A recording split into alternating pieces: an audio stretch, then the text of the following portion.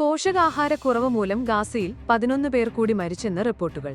ഇതോടെ മരിച്ചവരുടെ എണ്ണം 212 ഉയർന്നെന്നും ഇതിൽ 98 പേരും കുട്ടികളാണെന്നും റിപ്പോർട്ടിൽ പറയുന്നു. അതിനിടെ കഴിഞ്ഞ 24 മണിക്കൂറിനിടെ ഇസ്രായേൽ സൈന്യത്തിന്റെ ആക്രമണത്തിൽ 38 പേർ കൊല്ലപ്പെട്ടതായും ഹമാസ് നിയന്ത്രണത്തിലുള്ള ആരോഗ്യ മന്ത്രാലയം അറിയിച്ചു. വോട്ടർ പട്ടിക ക്രമക്കേട് ഉന്നയിച്ച പ്രതിപക്ഷ നേതാവ് രാഹുൽ ഗാന്ധി സത്യവാങ്മൂലം നൽകിയില്ലെങ്കിൽ മാപ്പ് പറയണമെന്ന് വീണ്ടും തെരഞ്ഞെടുപ്പ് കമ്മീഷൻ. കർണാടകയിലെയും മഹാരാഷ്ട്രയിലെയും ചീഫ് ഇലക്ഷൻ ഓഫീസർമാർ ഇതുമായി ബന്ധപ്പെട്ട സത്യവാങ്മൂലം ഉൾപ്പെട്ട കത്ത് രാഹുലിന് അയക്കുകയും ചെയ്തിട്ടുണ്ട്. അതേസമയം വോട്ടർ പട്ടിക തട്ടിപ്പ് മറയ്ക്കാൻ തെരഞ്ഞെടുപ്പ് കമ്മീഷൻ നോക്കുന്നു എന്ന് കുറ്റപ്പെടുത്തിയ രാഹുൽ ഗാന്ധി കള്ളനെ കാണിച്ചു കൊടുത്തിട്ടും കമ്മീഷൻ സത്യവാങ്മൂലം ചോദിക്കുകയാണെന്നും പരിഹസിച്ചു. തൃശൂർ ലോക്സഭാ മണ്ഡലത്തിലെ വോട്ടർ പട്ടികയിൽ ബിജെപി ക്രമക്കേട് നടത്തിയെന്ന ഗുരുതര ആരോപണവുമായി തൃശൂർ ഡിസിസി അധ്യക്ഷൻ ജോസഫ് ടാജറ്റ് സുരേഷ് ഗോപി താമസിച്ചിരുന്ന നെട്ടിശ്ശേരിയിലെ വീട്ടിൽ 11 വോട്ടുകൾ ചേർത്തുവെന്നും സുരേഷ് ഗോപിയുടെയും ബന്ധുക്കളുടെയും വോട്ടുകളാണ് ചേർത്തതെന്നും ജോസഫ് ടാജറ്റ് പറഞ്ഞു. സുരേഷ് ഗോപി താമസിച്ചിരുന്ന വീട്ടിൽ ഇപ്പോൾ വോട്ടർ പട്ടികയിലുള്ള താമസക്കാരില്ലെന്നും തെരഞ്ഞെടുപ്പ് മാത്രം മുന്നിൽ കണ്ടുകൊണ്ട് സുരേഷ് ഗോപിയും കുടുംബവും ഇവിടെ വന്ന് വോട്ട് ചേർക്കുകയായിരുന്നുവെന്നും ജോസഫ് ടാജറ്റ് കുറ്റപ്പെടുത്തി. ലോക്സഭാ തെരഞ്ഞെടുപ്പിൽ തൃശൂരിലെ വോട്ടർ പട്ടികയിൽ അട്ടിമറി നടന്നതായി സംശയമുണ്ടെന്ന സിപിഐ നേതാവ് വി.എസ്. സുനിൽകുമാറിന്റെ പ്രസ്താവനയ്ക്കെതിരെ വീണ്ടും പരിഹാസവുമായി ബിജെപി തൃശൂർ മുൻ ജില്ലാ അധ്യക്ഷൻ കെ. അനീഷ് കുമാർ. ആരോപണം ഉയർത്തുന്നതിനു മുൻപ് സ്വന്തം വോട്ടിൽ കൃത്രിമം കാട്ടിയവരെ കണ്ടുപിടിക്കണമെന്ന് അനീഷ് കുമാർ പ്രതികരിച്ചു. സ്വന്തം പഞ്ചായത്തിലും വാർഡിലും 2021 LDF സ്ഥാനാർത്ഥി മുകുന്ദന് കിട്ടിയ വോട്ട് എന്തുകൊണ്ട് തനിക്ക് കിട്ടിയില്ലെന്ന് സുനിൽകുമാർ വിശദീകരിക്കണമെന്നും അനീഷ് ആവശ്യപ്പെട്ടു. ആരോഗ്യമേഖലയിലെ വിവാദങ്ങളിൽ മാധ്യമങ്ങളെ കുറ്റപ്പെടുത്തി ആരോഗ്യമന്ത്രി വീണ ജോർജ്. ആരോഗ്യ ആശുപത്രികളിൽ ഒന്നുമില്ലെന്ന് പ്രചരിപ്പിക്കുന്നത് മാധ്യമങ്ങളാണെന്നാണ് ആരോഗ്യമന്ത്രിയുടെ ആരോപണം. മാധ്യമങ്ങൾക്ക് നിക്ഷിപ്ത താൽപര്യങ്ങളും അജണ്ടകളുമുണ്ടെന്നും എത്ര കള്ളപ്രചരണമുണ്ടെങ്കിലും കേരളം കൈകോർത്ത് നിന്ന് ആരോഗ്യ സംവിധാനങ്ങളെ സംരക്ഷിക്കുമെന്നും ആരോഗ്യമന്ത്രി പറഞ്ഞു.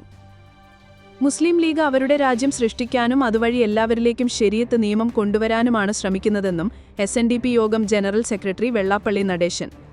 കോൺഗ്രസ് എന്ന് മുസ്ലിം ലീഗിന്റെ പുറകെയാണ് നടക്കുന്നതെന്നും മുസ്ലിം ലീഗ് എന്ന ഊന്നുവടിയില്ലാതെ കോൺഗ്രസിന് മുന്നോട്ടു പോകാനാകില്ലെന്നും വെള്ളാപ്പള്ളി പറഞ്ഞു.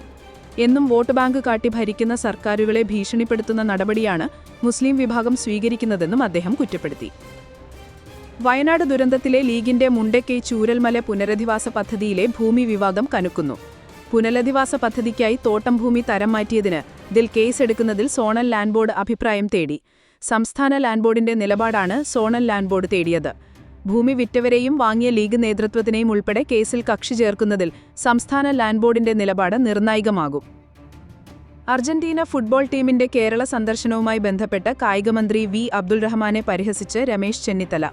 മെസ്സിക്ക് പകരം റഹ്മാൻ കളിക്കുന്നതാണ് നല്ലതെന്നും പഴയ സുഹൃത്തായതുകൊണ്ട് കൂടുതൽ പറയുന്നില്ലെന്നും രമേശ് ചെന്നിത്തല മാധ്യമങ്ങളോട് പറഞ്ഞു. അർജന്റീന ഫുട്ബോൾ ടീമിന്റെ കേരള സന്ദർശനവുമായി ബന്ധപ്പെട്ട് നടക്കുന്ന പ്രചാരണങ്ങൾ വസ്തുതകൾക്ക് നിരക്കാത്തതാണെന്ന് കായികമന്ത്രി വി. അബ്ദുൾ റഹ്മാൻ. അർജന്റീന ടീം കേരളത്തിൽ സൗഹൃദ മത്സരത്തിന് വരില്ലെന്ന് അർജന്റീന ഫുട്ബോൾ അസോസിയേഷൻ ഇതുവരെ അറിയിച്ചിട്ടില്ലെന്നും കരാർ പ്രകാരം 2025 ഒക്ടോബറിലാണ് ടീം എത്തേണ്ടതെന്നും മന്ത്രി പറഞ്ഞു. സ്പോൺസർ മാച്ച് ഫീസ് കൈമാറിയതായും എന്നാൽ സന്ദർശനം 2026ലേക്ക് മാറ്റണമെന്നുള്ള AFAയുടെ ആവശ്യം തള്ളിയിട്ടുണ്ടെന്നും മന്ത്രി കൂട്ടിച്ചേർത്തു. CPM സംസ്ഥാന സെക്രട്ടറി MV ഗോവിന്ദൻ തന്നെ വന്ന് കണ്ടിരുന്നുവെന്ന് സ്ഥിരീകരിച്ചു ജ്യോത്സ്യൻ മാധവ് പൊതുവാൾ.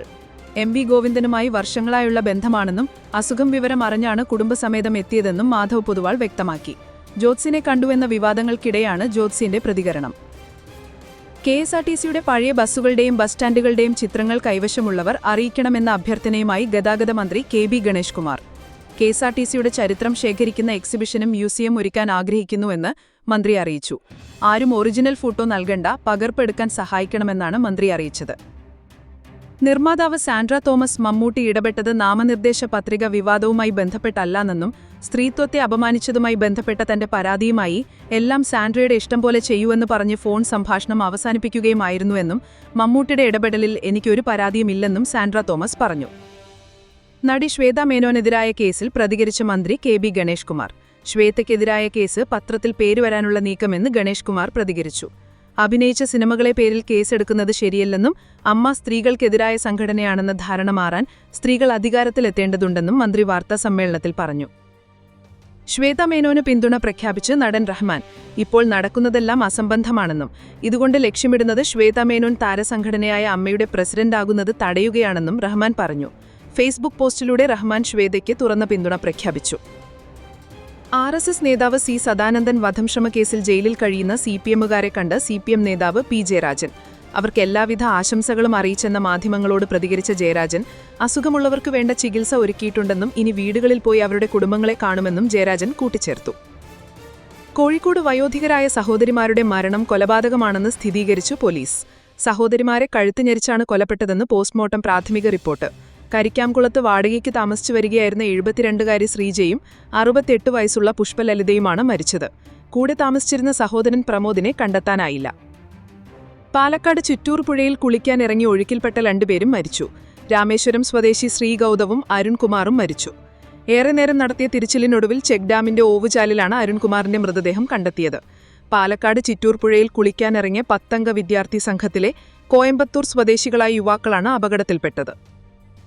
ലോറിയുടെ പിറകിൽ മിനി ലോറി ഇടിച്ചുണ്ടായ അപകടത്തിൽ 2 പേർ മരിച്ചു. മലപ്പുറം പടപറമ്പ് സ്വദേശി മുഹമ്മദ് ഹനീഫയും രണ്ടാത്താണി സ്വദേശി അൻവറും മരിച്ചു. ഇന്നലെയായിരുന്നു അപകടം. അപകടത്തിൽ ഗുരുതരമായി പരിക്കേറ്റ് കോഴിക്കോട് മെഡിക്കൽ കോളേജ് ആശുപത്രിയിൽ ചികിത്സയിലായിരുന്നു ഇരുവരും. ഓപ്പറേഷൻ സിന്ദൂറുമായി ബന്ധപ്പെട്ട വ്യോമസേനാ മേധാവി നടത്തിയ വെളിപ്പെടുത്തൽ ആയുധമാക്കി കോൺഗ്രസ്. ഇന്ത്യയ്ക്ക് മേൽക്കൈയുണ്ടായിരിക്കെ ഓപ്പറേഷൻ സിന്ദൂർ എന്തിന് അവസാനിപ്പിച്ചുവെന്ന് സംശയമുയർത്തുന്നതാണ് വ്യോമസേനാ മേധാവി അമർപ്രീത് സിംഗിന്റെ വെളിപ്പെടുത്തൽ.